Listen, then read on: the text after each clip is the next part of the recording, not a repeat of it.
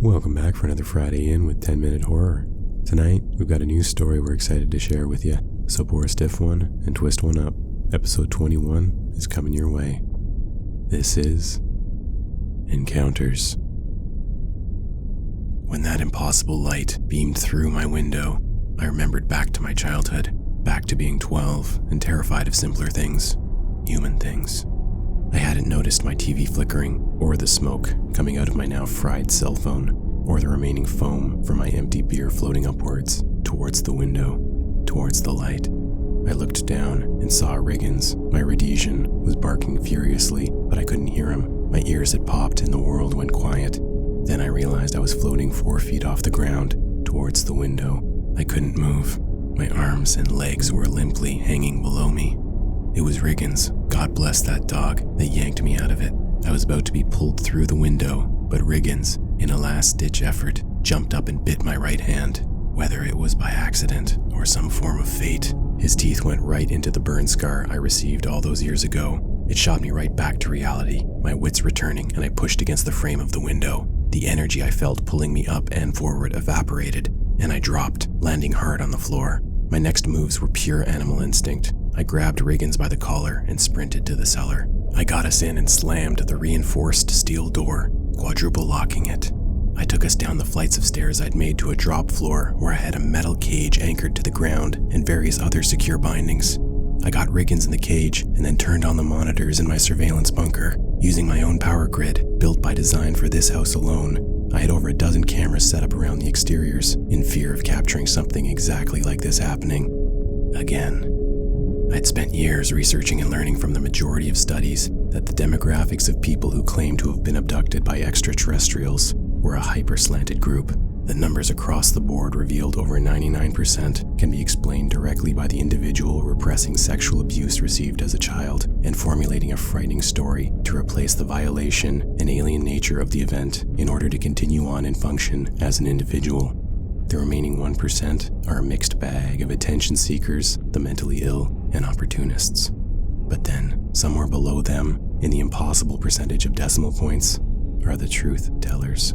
I never spoke about the truth, but I knew about it. I'd witnessed it firsthand as a child, and now here, again. My research of the truth tellers was more difficult to parse out crazy from crazy.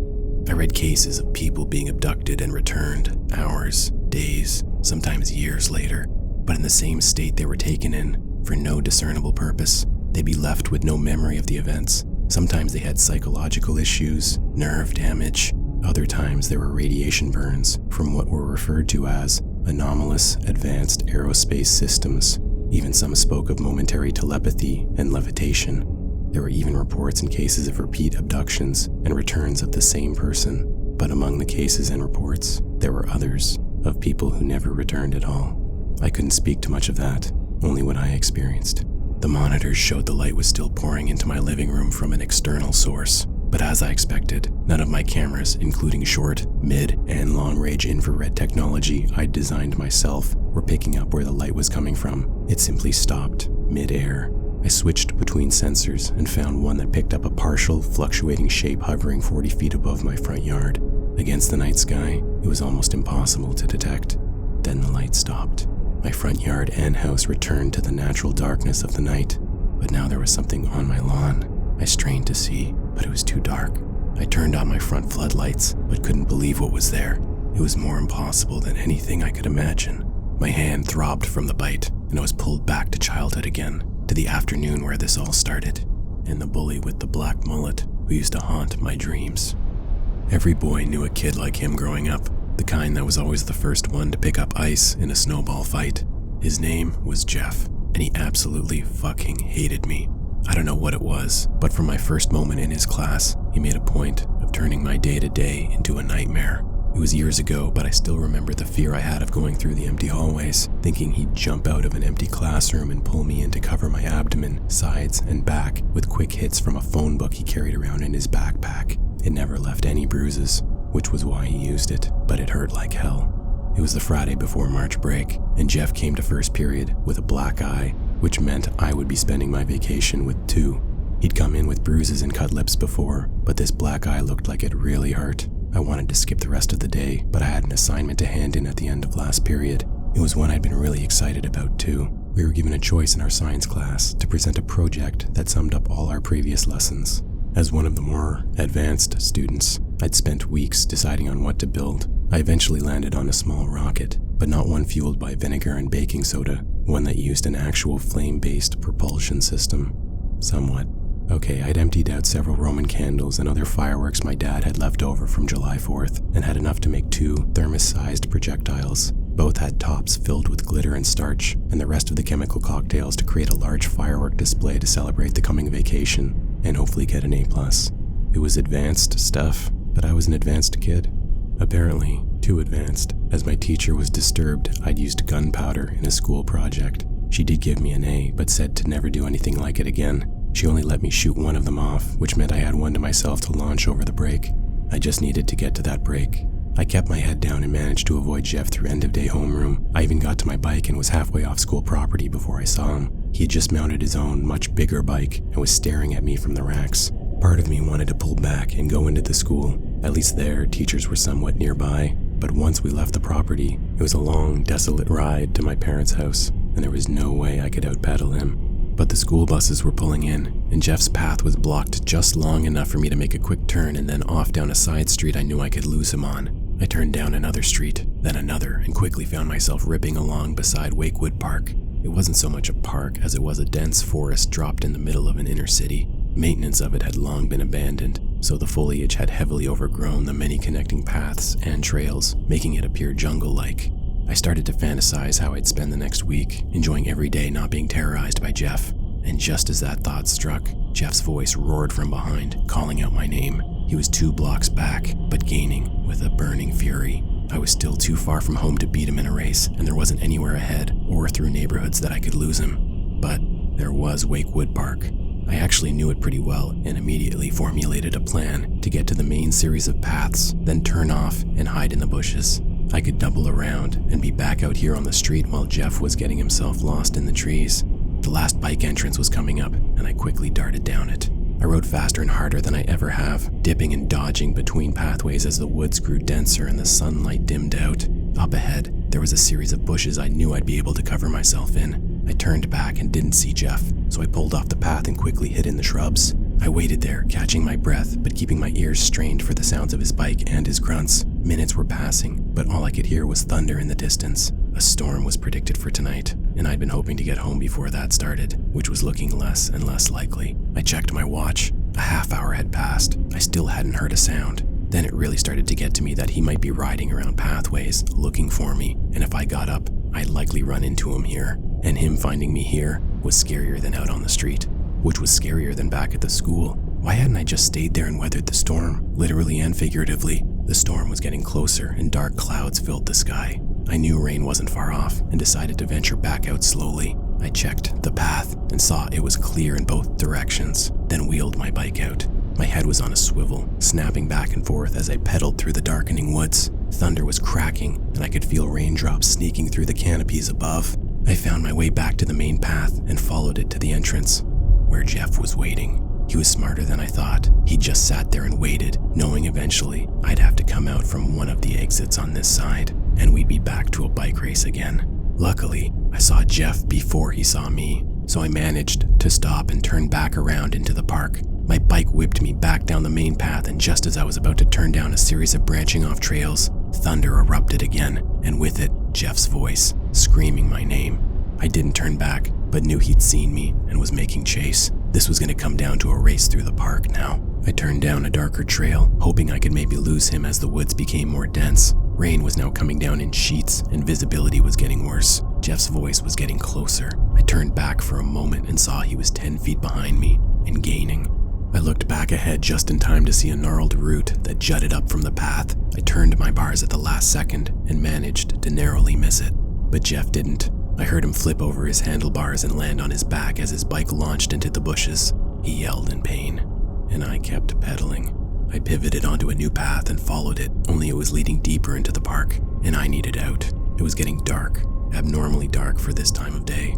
It wasn't even dinner time yet, but the storm clouds were black and caused it to feel like night had come early. I continued on the path and saw it open to a clearing. I rode out into the glade and saw several other trail entrances in the general direction back to the street. I picked the furthest one and pedaled as fast as I could to it, but as I was halfway there, a yell pierced my eardrums from the right, and I caught a flash of Jeff's face as his bike T-boned mine. We both went flying, landing and sliding on the rain-slicked grass. I tried to get up quickly, but my ankle twisted and I could only hobble. Then I saw Jeff standing up, only a few feet from me.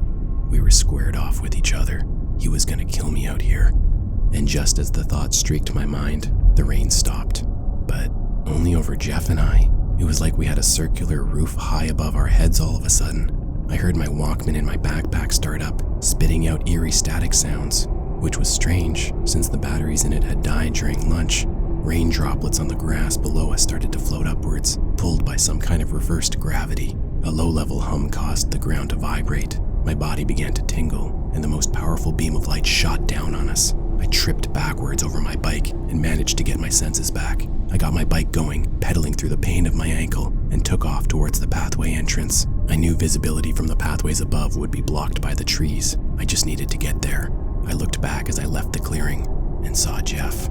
He was 10 feet off the ground, floating upwards and bathed in that beam of extreme light like he was being called forth by some divine entity. Jeff's chest was pointed up as if being pulled by a magnet, as his arms and legs dangled limply below him. I couldn't make out where the light was coming from, only that it stopped about 20 feet higher than Jeff currently was. I'd heard stories of the rapture and ascension for those deemed worthy, but this did not feel like that. This did not feel like he was being saved. A new beam of light hit me as I tried to disappear in the woods. Streaks of that radiance blazed through the trees, following me as I went deeper. It would lose me and then pick me back up on a new path. I realized I needed a better plan than to just get back to the street.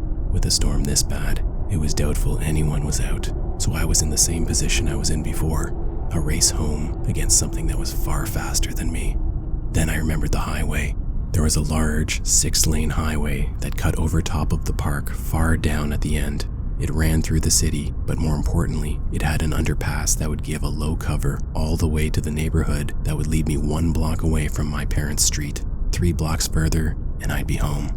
With the formulation of the plan, I felt my sense of direction locking back in like a series of gears. I dipped down a new path, feeling like the street wasn't far off now. The storm was raging and the trees around me looked like they were about to be pulled from their roots. Leaves and branches were flying everywhere, like a hurricane had been willed into existence. The impossibly bright beam kept piercing through it all and finding me pedaling frantically. A new path, this one leading to the left. I darted down it and lost the light. It disappeared and I found myself relying on fast twitch muscles as I navigated the dark trail, occasionally lit by the spider lightning that crept along the dark cloud's underbelly. I kept hoping to see street lights sneaking through the trees, but there was just more darkness. I had a terrible feeling I was going deeper and deeper into the woods. Then I saw the entrance. The trail I was on led right to it, but there wasn't any light from the street. I slowed down as I approached it and stopped a few feet away, still under cover from the forest canopy. Where were the streetlights? It looked like all the power was out on the street, maybe further. Lightning continued to strobe across the sky. I could see the underpass from where I was and decided I'd pedal as fast as my bum ankle would allow and keep as close to the trees on the side for cover as possible. My eyes scanned the straight path I'd take. It was hard to tell with all the rain, but it looked clear. I checked the other way before pulling out and saw 100 yards in the other direction. There was a circular portion of the road that wasn't being hit by rain, just like in the clearing. I hadn't wanted to think about it, but it was some kind of circular-shaped ship, but was somehow invisible, transparent. Even when the flashes of lightning were surging, there wasn't so much as a glare. I realized the ship was waiting for me, just like Jeff had been. Had it already learned from him, taken his knowledge and experiences, known where he thought I'd come out, because that's where I had last time? If that was the case, I guess I'd outsmarted him on this one. The underpass was about the same distance from me in one direction as the ship was in the other. I just needed to get to the highway. It wouldn't be able to follow me under, I hoped. I caught my breath and kicked off quietly, riding along the curb and the edge of the trees. I got halfway there before I turned back to check and saw the circular spot on the road was now chasing me. The Walkman in my backpack screeched out again. I kicked into high gear, standing up and pedaling furiously. My ankle was killing me, but I kept going. Just as I was pulling into the underpass, I was bathed in that impossible light beam again. But I was safe, and the light was cut off by the overhang. I kept going, following the underpass as the storm surged from both sides. No wonder no one was out tonight. It was frightening to not see any lights anywhere, just dark windows and buildings. The offshoot that led to my parents' neighborhood was coming up, but I knew once I left the underpass, it would be a straight-up race to my house, and that was a race I couldn't win against Jeff, let alone an alien spaceship. I needed a plan. And then, one came. I slowed down and took off my backpack. I reached in and pulled out the second rocket I'd made. The siding was cracked and leaking powder. I tried to cover it up, but everything was wet and just made it into a liquid that dripped all over my hand and wrist. It would have to do as is. I checked out the matches. At least they were dry. I was ready and pushed off once more before leaving the underpass. I had the rocket and matches tucked inside my jacket, trying to keep them as dry as possible. I came to Willow Lane, which would lead me through my neighborhood. I looked at the ground in the direction I was about to take off in, but could only see rain hitting pavement. It looked clear. I kicked off from the protection of the underpass and was immediately hit with that same blinding light from above. Rain wasn't hitting me anymore, and I could feel my body growing weightless. The brakes on my bike froze up and I stopped in place. I quickly rustled through my jacket and pulled out the miniature rocket and matches. The rainwater in the puddles below me started dripping upwards, moving with the reversed gravity. I kept trying to spark the matches, but none were taking. I felt my feet lift from the ground and my skin started to tingle again. A loud hum was plugging my ears and I couldn't hear anything. Then the match sparked and I cradled it to the wick. The wick caught almost immediately and I pointed it upwards as it burned down and I floated up. The rocket took off, burning my hand and wrist badly. It shot straight up at the ship and exploded in a rainbow of sparks. And as it did, the beam shut off and I fell back to the ground. Luckily, it wasn't a far drop and I managed to climb on my bike and take off again. I motored through the neighborhood, the storm surging above and the power still out below. I saw some candles in windows, but it looked like electricity was out everywhere. I never looked behind me though. I just kept telling myself to keep pushing forward. The blocks were passing quickly and I was getting closer to home. I was waiting for the light beam to flood over me again, once more, just as I was about to get away. But I pulled into my driveway and saw the garage door was left open. I rode right in and turned to pull it down behind me. As I did, I saw the power coming back on in the other houses, like a switch had been flicked on some grid. The power in my own house came back on. I went right to the basement and stayed there until my parents got home. I hid the burn on my hand until the next morning when it hurt too much and I had to come clean. I told my parents it was from a science project I'd been working on by myself. My mom had always been nervous of me experimenting, and this was all she needed to put a freeze on my scientific curiosity. The power outage the night before was blamed on the storm. Maybe that's true. I don't think it was. But after my hospital trip to the burn ward, I spent the rest of the weekend in the basement and barely went outside at all during the break. The first Monday back after break, there was an assembly. Jeff was missing. He'd been gone since Friday, as I knew all too well. There were police present, and we were encouraged to come forward if we had any information. The investigation went nowhere. It couldn't. Only one person in this world knew what happened to Jeff, and that person wasn't going to risk ending up in a psych ward for telling the truth. It was hard keeping my mouth shut, knowing people were looking for him. There was a large memorial for Jeff at school. Only his mom was there. He never knew his father. When I think about it, I assume that's why Jeff was the way he was. No father figure, no voice of authority. I was lucky I'd had one of my own. I read a year later his mother took her own life. Guilt over the neglect and loss of her son. Part of me wished I had told her what happened to Jeff, even if she didn't believe me. But now, here, 2 decades later, sitting in my basement in front of the monitors, I wish she was alive more than ever. I was still staring at my front lawn, and what was laying there, curled up in the fetal position. It was a boy, roughly 14 years old, with a black mullet and the same clothes as the bully who tormented me as a child. The boy rolled over, and I saw his face. It was Jeff, still the same age. And that concludes episode 21 of 10 Minute Horror. We hope you enjoyed Encounters, and we'll see you back here next Friday night for a brand new one.